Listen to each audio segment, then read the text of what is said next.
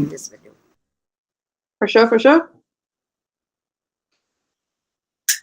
All right, I'm going to take it as a yes. All right, perfect. Hello, partners. We've been having a little bit of technical difficulties, but we sorted out. I hope so. Otherwise, I might be talking to nothing again, but that's not a problem. So for the people who have been working with us for a while, you might know me from Discord or you've received my emails. I'm Mina. That's my pseudonymous title in the space. I work on community and content.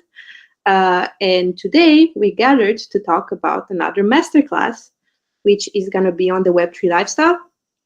Until now, you had the opportunity to narrow down the basic concepts from what are the things with the webs to what is a blockchain and what does it generate, and finally how cryptocurrencies and coins and tokens work. Finally, we talk about how can you join, what can you join, and how you can actually practically apply everything we talked about. And to do so, we have a very amazing guest that I'm very excited to have over, particularly because it's very early where they are at the moment.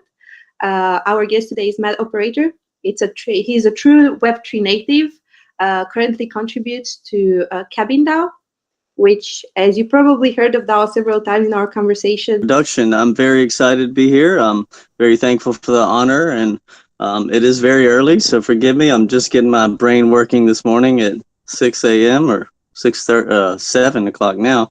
So thank you for inviting me to talk with you today. We really focus on is voluntarism, which is, we a lot of charities are involved here. We consider service to our community is a big part of Web3. The community aspect is huge, I would say a very central part of it. Building from the ground up and sort of a very similar to the way you would do in a real community. Your neighbors are important, and how you interact with your fellow human is very important, and so that's a big deal. Self-ownership is obviously a big part of it. That's probably another central theme in Web3. Eliminating a lot of middleman transactions, a lot of third party that just aren't really needed anymore in terms of the way technology has allowed us to interact with each other. That includes obviously finance industries. There's a lot of big improvements in realty and things like that coming. So that's a big focus on, in terms of, obviously there's a lot of implications with the community aspect as well there, and trustlessness and permissionlessness. Being able to transact on the internet without necessarily needing to trust the other party is a big step. I'm able to securely do a transaction with someone, and I don't have to worry about if the person on the other end is going to fulfill their end of the agreement, because it's all enforced in code. So it's self-enforcing code, which obviously eliminates a lot of mediation and resolution type difficulties, in terms of contracts and that sort of thing. We've talked about smart contracts, and so that's a big part of it. Token-based economics, we focus on, there's a lot of different types of tokens, obviously, and governance is a big part of the Web3 lifestyle. We're able to securely vote and securely democratize our communities in ways that allow everyone to have their voice heard and contribute in ways that haven't been possible previously. So that's a very important part of what we do. And let me see here. Excuse me here. So yeah, why Web3? Well, Web 2 if you'll go to the next slide for me, please. Web 2, just as a refresher, Web 2 was a big improvement in previous iteration of the internet because it allowed us to have more services in terms of social media, education.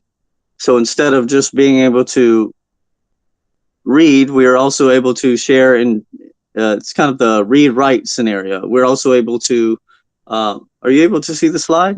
There you go. So, previously in the first iteration, we call it Web 1, it was a very niche community, and it was mainly focused on, there's a lot of scholarship, and it was kind of a limited group of people. And basically, it was just the news boards, news groups, chat rooms, very, very mostly reading. It's almost like a newspaper would be, I guess, is a good way to say it. So with Web 2, we have new services such as social media, being able to interact with each other, have a blog, remote education, also a lot of industry, obviously, with provides job opportunities, especially in the social media. You had the rise of the YouTube influencer, as we're doing right now. We have YouTube presentation. So that was a very important improvement.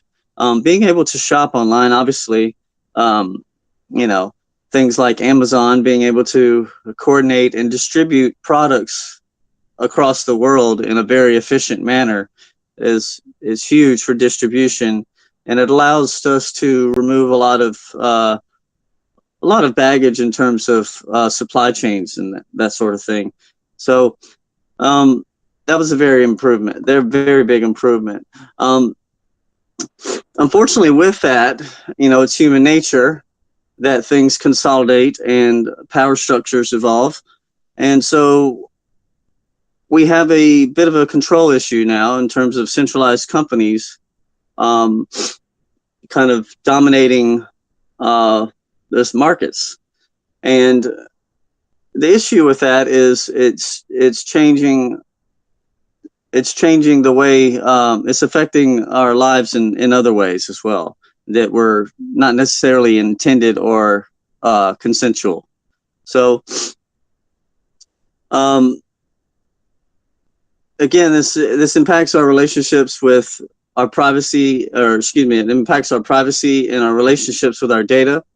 And so the current model kind of right now is that Web 2 companies, a lot of them offer quote unquote free services.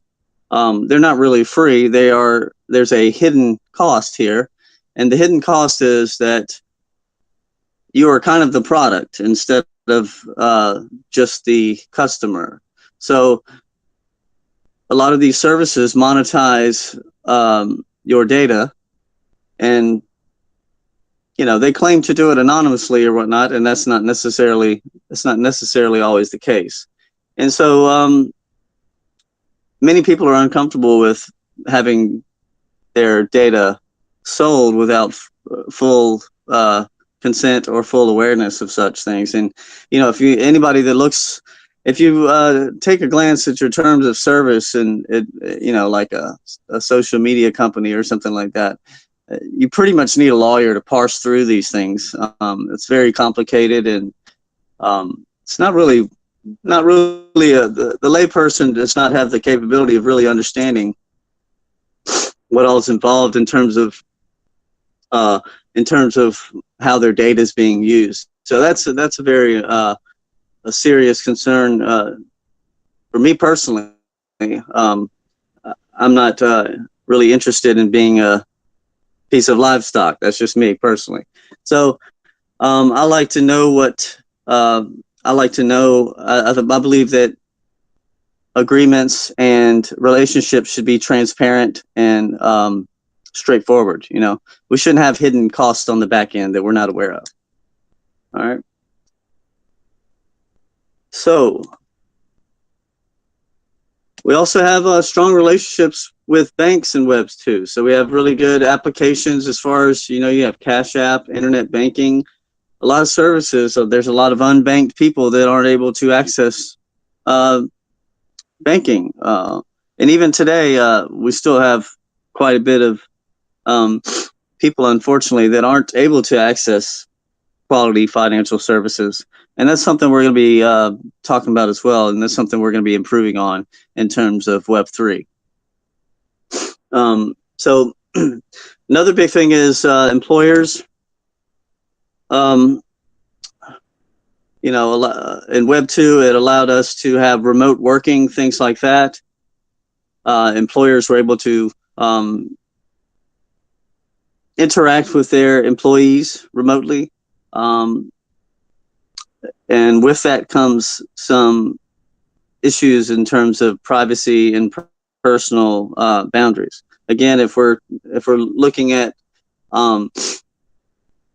if we're going kind of back to what I said previously, you want to know what your employer-employee relationship. It should be transparent and consensual. You should know what's expected of you, and vice versa. Your employer should be aware of that as well, and it should be a mutual agreement.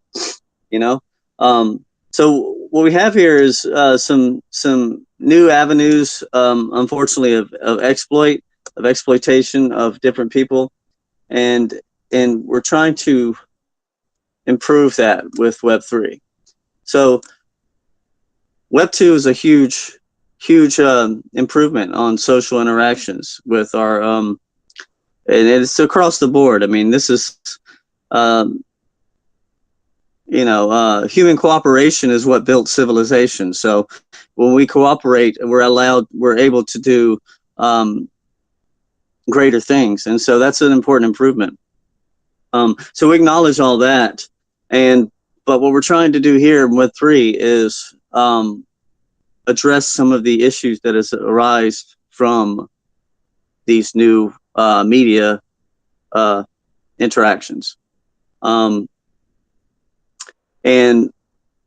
the main central thing that stems from all that is ownership. So,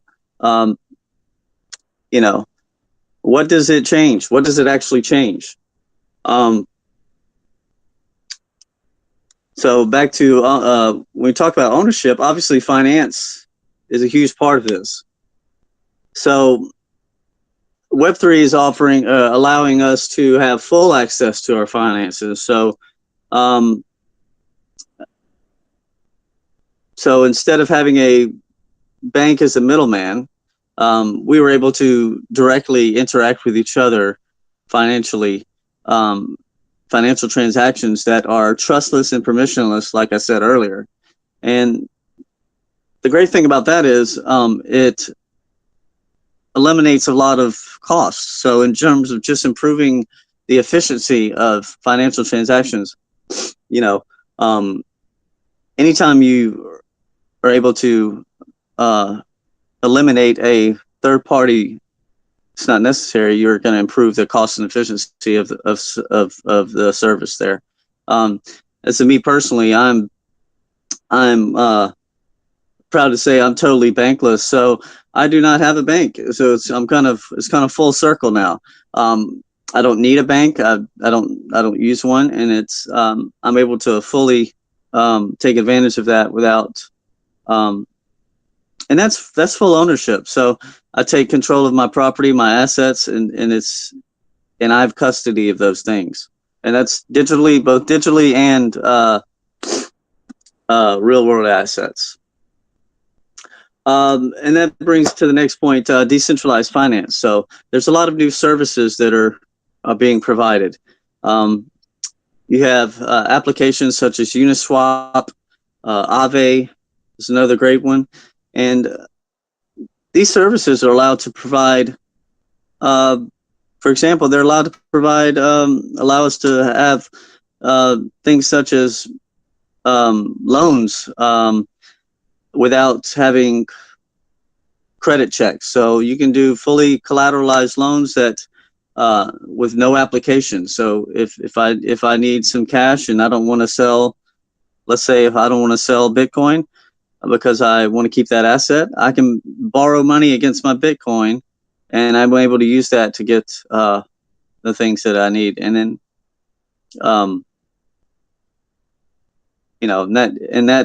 the rates on this are very competitive, and the market decides those rates.